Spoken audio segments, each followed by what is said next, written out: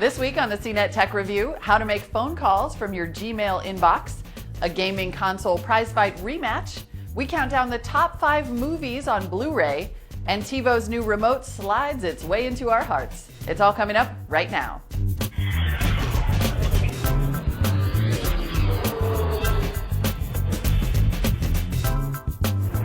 Hi everyone, I'm Molly Wood and welcome to the CNET Tech Review, where we collect our hottest videos of the week and tell you what's good and what's bad in the world of tech, plus offer some life-changing tech wisdom in the form of the bottom line.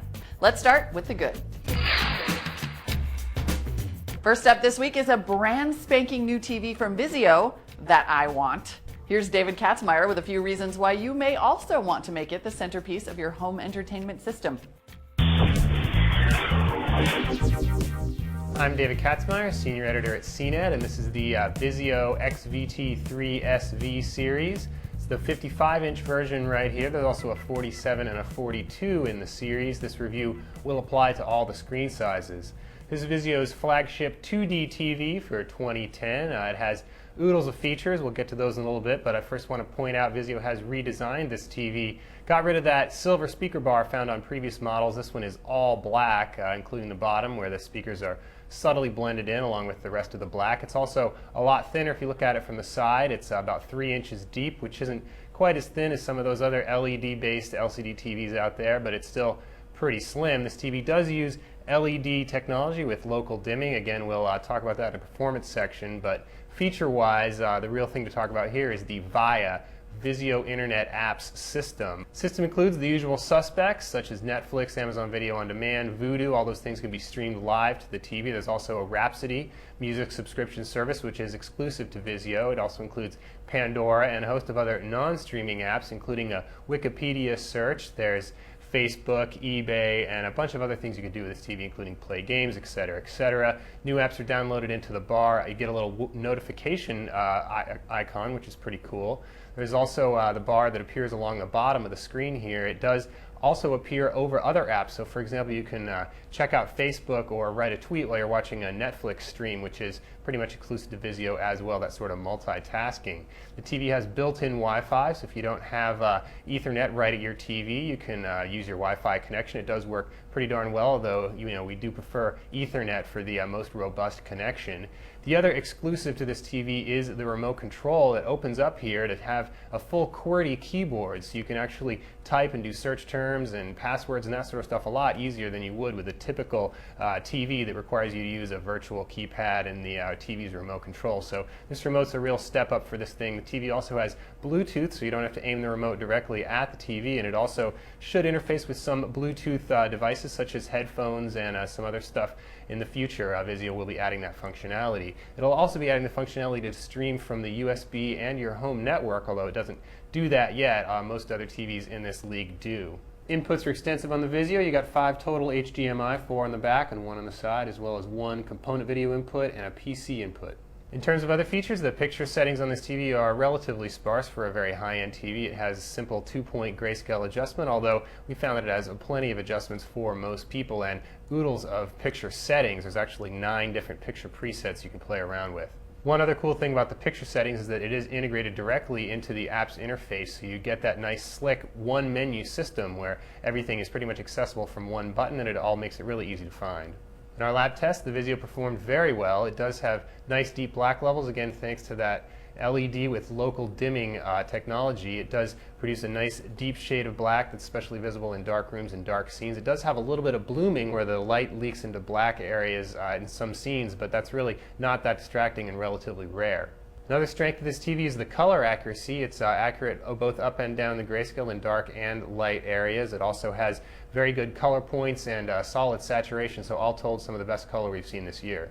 When seen from off angle, the Vizio does tend to wash out a little bit and that blooming does intensify. The Vizio's screen is also excellent for bright rooms, so if you're in a room with a lot of lights that hit the screen, the mat does a very good job of cutting that down and reducing glare. It also preserves black levels relatively well, so for bright rooms, the Vizio is a solid choice. Anyway, that's a quick look at the Vizio XVT3 SV series, and I'm David Katzmeyer. Once you've got your new TV all set up, one of the best ways to enjoy it is to pop in a Blu-ray movie. But which one? Brian Cooley's here with this week's top 5 to help you decide.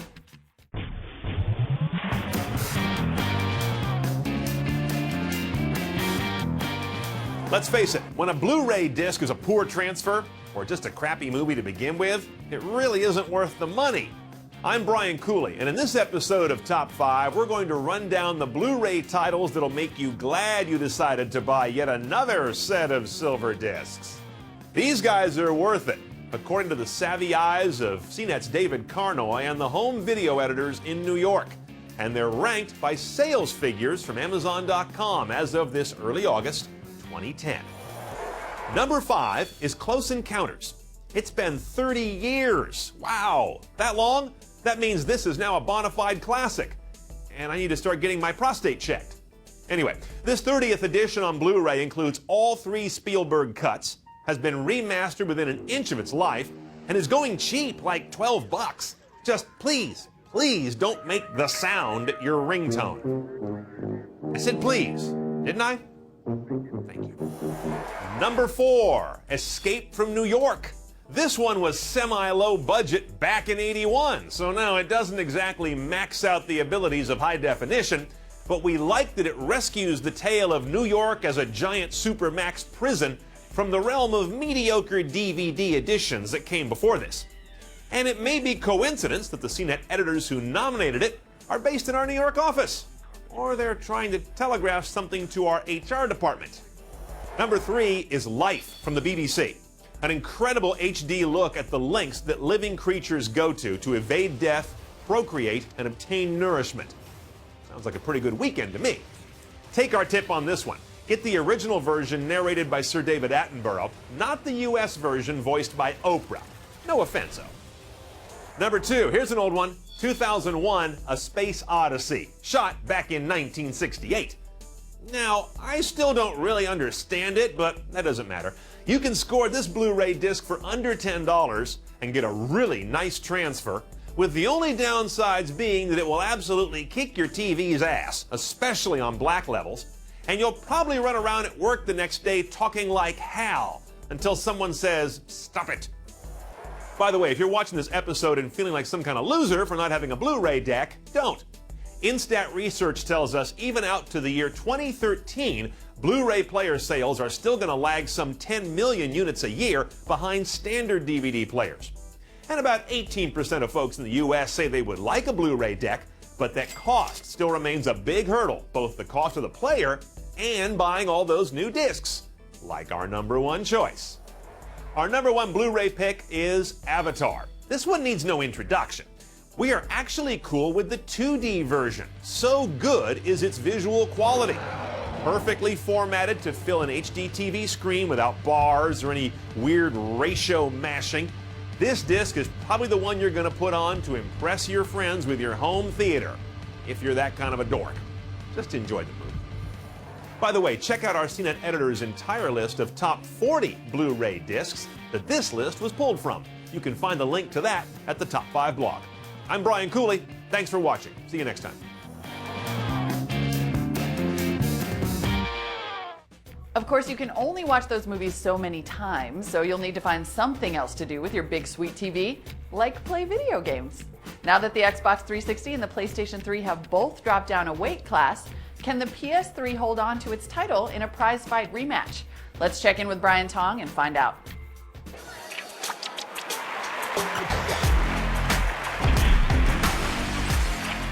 What's up, Prize Fight fans? I'm Brian Tong, and we're bringing you an epic battle that has stood the test of time. It's a throwdown showdown for game console supremacy between Microsoft's Xbox 360 Slim and Sony's PS3 Slim. Our judges for this fight are CNET Senior Associate Editor Scott "The Bottom Line" Stein, Associate Editor Jeff "Never Backs Down" Bacalar, and you know who, Ring-a-ling-a-ding-tong. We'll take all 3 judges' blind scores and average them out to the nearest 10th. The final prize fight score will be an average of all rounds using the same decimal system. We're going 6 rounds deep for this face-off. Round 1 is designed. Both consoles are bringing their slim and svelte streamlined designs to the prize fight ring. The Xbox 360 is sleeker, slimmer, and improved in every way over the original. We like the glossy piano black finish and its new edgy style, but you still have that sizable AC adapter. The PS3 Slim is the sleeker of the two and more travel friendly, but its matte finish takes away some of the sexy, and it still kind of resembles a George Foreman grill, and it feels a lot more generic compared to the new Xbox Slim. Sometimes makeovers really make a difference, and the 360 Slim takes this design round for the first time with a 4, and the PS3 Slim gets a 3. Next round is features. The standard Xbox 360 Slim rocks a larger 250 gig hard drive, finally brings built-in Wi-Fi, you'll get HDMI and wireless controls, but its proprietary hard drive is still a head-scratcher. Now the biggest difference between these two consoles is Blu-ray. The PS3 Slim has been rated one of CNET's top Blu-ray players, and it's now a real advantage. Plus, you also have a user-replaceable hard drive.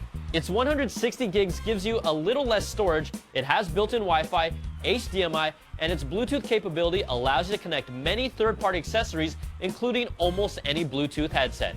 Plus, the system is already 3D ready for movies and games through software updates. The PS3 throws its first haymaker with a perfect 5, and the Xbox 360 gets a 3.7. So after averaging 2 rounds, Sony leads by 1/10 of a point, but there is plenty of fight left. Round 3 is online services. Microsoft's Xbox Live service is the gold standard for online gaming on a console. It's going to cost you $50 per year, but its ease of use, the size of the community, and access to integrated services like Netflix, Last.fm, Facebook, and Twitter, and more make it the total package. Sony's PlayStation Network is absolutely free, and you really have to give them credit for that, but it's not nearly as developed, and after all this time, I'm still waiting for cross-game chatting. PlayStation Plus is a new $50 annual service, but you're really paying for exclusive content instead of new online features. Using Netflix still requires a disc, its built-in web browser does allow you to watch YouTube content, and PlayStation Home still isn't a place where I spend my time. Microsoft strikes back with a perfect 5 of its own, and Sony gets a 3.3. Round 4 is up next, and it's the only reason we're all here, for the game. Both consoles are packed with franchise titles that each side wishes they could have. The 360 can brag about the bloody battlefields of Gears of War, the unlimited adventure that is Fable, and the world of Halo and Master Chief, but it's lost some of its momentum. The PS3 arguably boasts a stronger and more diverse exclusive franchise library with their modern-day Indiana Jones in the Uncharted series, God of War's epic story and scale, Little Big Planet's creative community, Heavy Rain's unique control system, and so many more. Now when it comes down to downloadable games, the Xbox Live Arcade has a much deeper and diverse library of games from the past, and it continues to release awesome new exclusives like Limbo.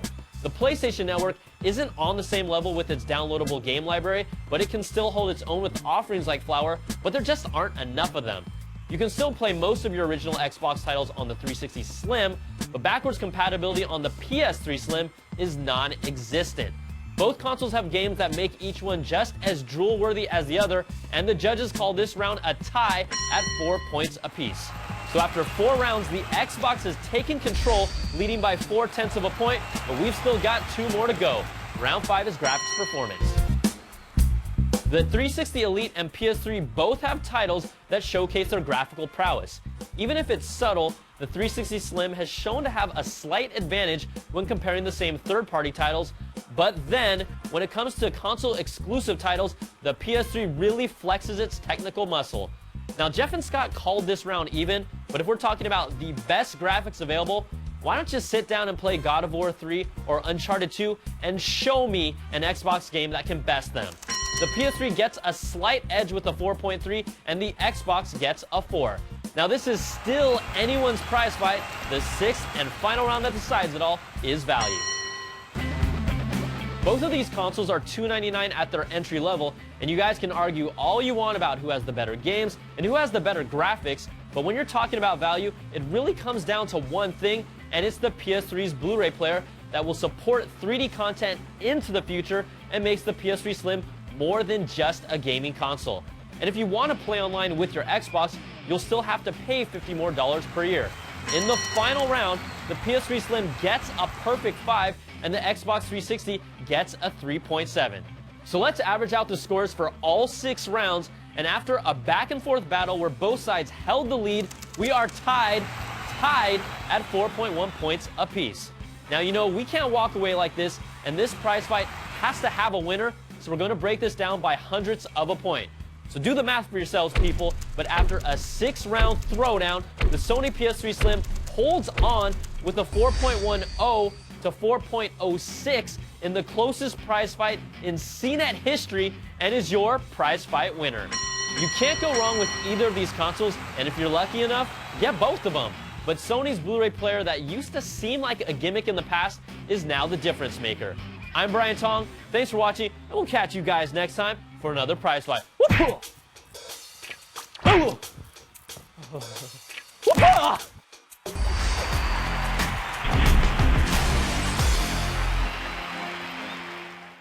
Dudes, that was a nail biter. But I have to agree that Blu-ray player is always going to give PS3 the edge. What are you waiting for, Microsoft? HD DVD is dead. It's time to let go. Okay, folks, it's time for us to take a quick break, but stick around. We'll be back with a batch of handy how-to tips right after this.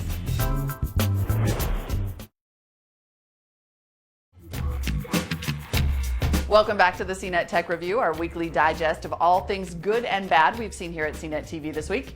Let's continue on with the good. On Wednesday, Google announced a new service that lets Gmail users make phone calls directly from their inbox. No phone necessary. Here's Jessica Dolcourt to show you how it all works.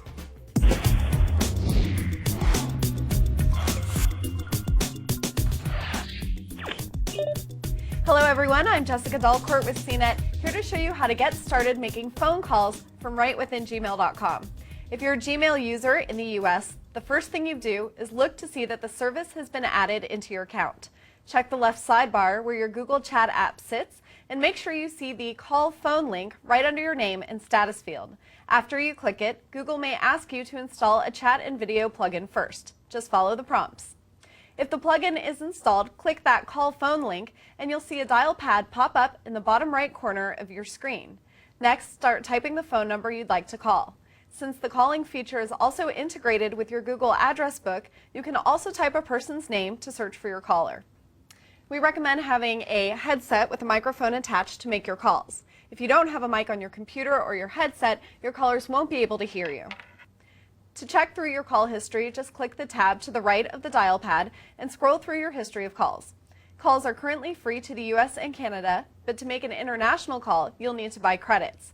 To add more credit, click the blue monetary amount that's on the top right of the dial pad and select Add Credit. Note that you will need a free Google Voice account to buy credit for international calls.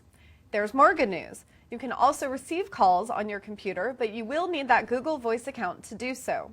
Here's how you set up Google Voice to receive phone calls in Gmail. Log into Google Voice or sign up for a free account by typing voice.google.com into your browser. Then click Settings in the upper right of your screen and select Voice Settings. In the Phone tab, cast your eyes to the bottom of the list of forwarding phones where you should see Google Chat as an option. Click the checkbox next to the Google Chat listing and then look for the confirmation message at the top of your screen. Google Voice treats the phone call feature in Google Talk just like another number where you'd forward your incoming calls. After that, you should be able to accept incoming calls in Gmail. Hi Mom, how's it going? Now keep in mind that this is currently only for US Gmail users, and be sure to also check out our how-to videos on using Google Voice. That's it for this how-to. I'm Jessica Dolcourt, showing you how to place and receive calls from your Gmail inbox. Catch you next time. Free calls to landlines in the US? Where do I sign up? Oh wait, she just told me. Never mind. Let's go ahead and move on to the bad. This week in the bad, we've got a couple of good how-to videos to help you fix some bad problems. In a minute, I'll show you how to make Facebook Places a little less stalker-friendly.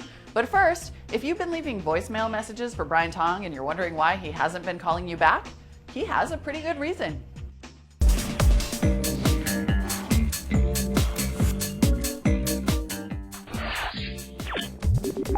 What's up guys, Brian Tong here with CNET.com, and if you're just like me, which you aren't, you're having problems receiving voicemails on your iPhone lately. Now the last one I received was about a month ago in July, and I can assure you my mom leaves plenty of voicemails for me on my phone.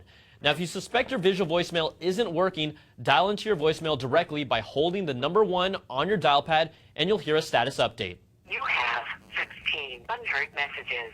Now that's a lot of booty calls you don't want to miss, so let's show you how to retrieve your missing voicemails.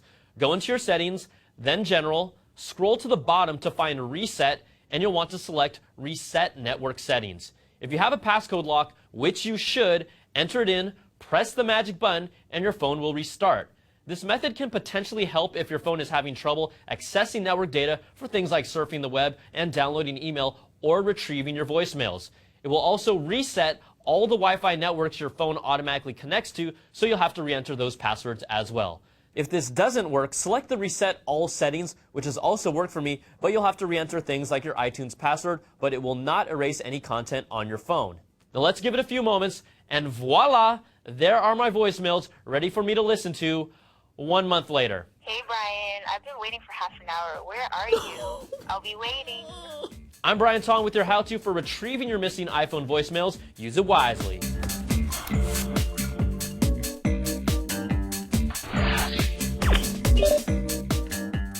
Hi, I'm Molly Wood from CNET.com, here to show you how to disable Facebook Places.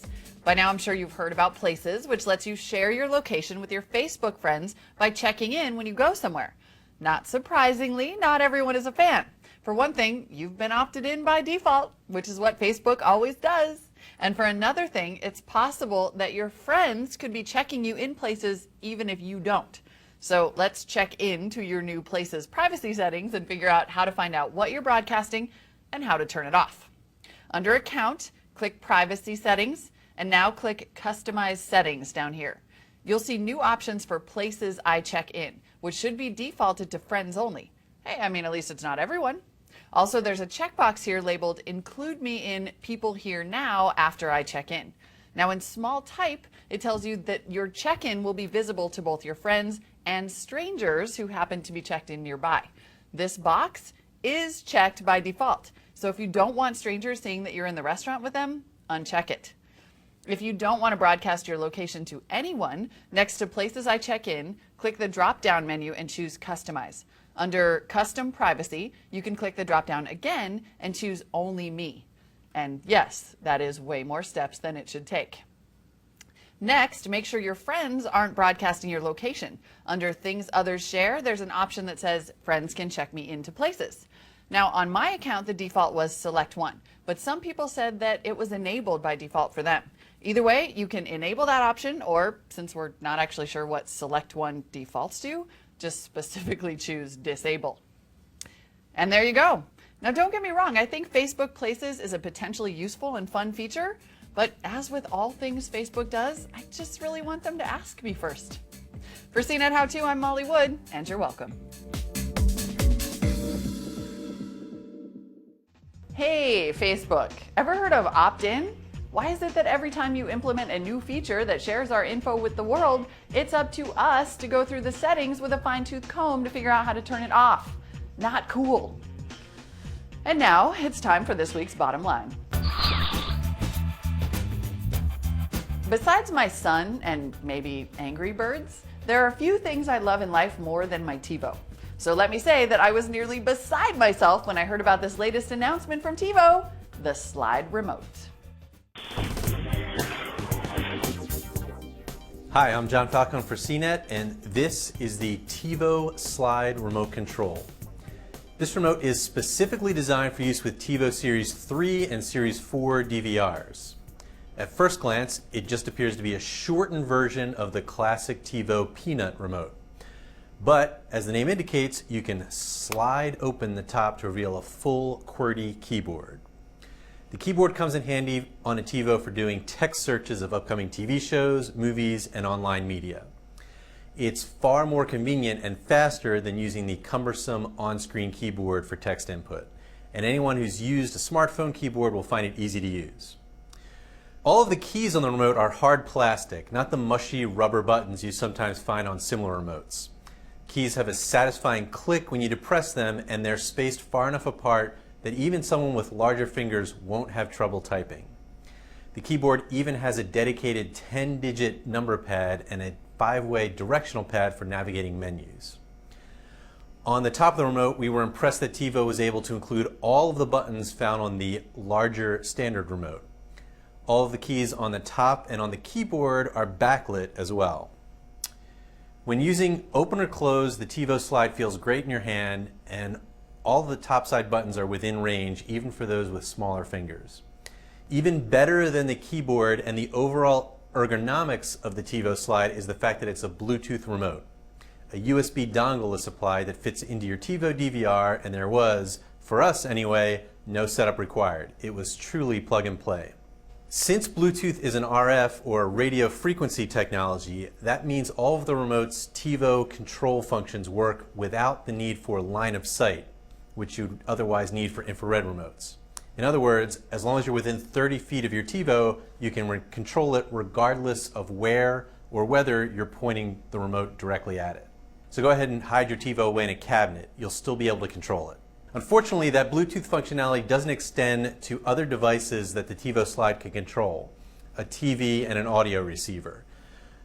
The remote can be programmed using a help screen on the TiVo to control nearly any brand of TV or audio receiver. Unfortunately, there's only one power button and one input toggle. The system works fine if you only need to control the TV, but if you want to control the TV and an AV receiver, you've got to split the difference. In other words, you're probably still going to need another remote on hand. The TiVo slide remote is powered by two AA batteries, which are included, and is compatible with TiVo Series 3 and Series 4 models. The price is $90. That's not cheap, to be sure, and we really wish it was included with the current Premier models, or at least the Premier XL. That said, if you're already a devoted TiVo owner who's sticking with the DVR for the foreseeable future, the TiVo slide remote is a must-have accessory. I'm John Falcone for CNET, and this is the TiVo slide remote. The bottom line this week, must-have accessory. That should have been included in the box. Come on, TiVo, Vizio's doing it. All right, that's our show for this week, everyone. Join us next week on the CNET Tech Review when we'll have all the news from Apple's September 1st music event. Until then, there are tons of great videos available every day at cnettv.com. See you next time, and thank you for watching.